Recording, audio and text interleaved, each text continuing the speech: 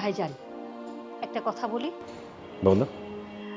আপনি কবিরকে বললেন সব সময় সারাদিন এরকম শুয়ে বসে না থেকে ওর জন্য কিছু একটা করে।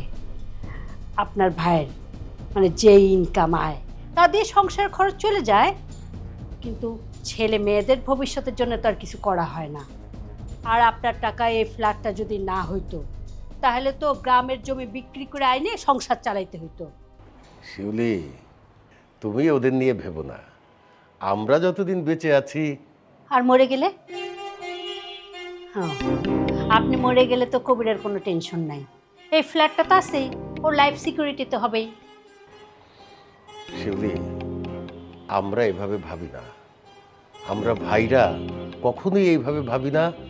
আমি জানি আমাদের ছেলে মেয়েরাও এইভাবে ভাবে না। আমাদের মধ্যে যে সম্পর্ক, সেটা এই একটা ফ্ল্যাট বাড়ির মধ্যে সীমাবদ্ধ থাকার কথা না। আমাদের ছেলে মেয়েরা এরকম নিচু মন মানসিকতার না।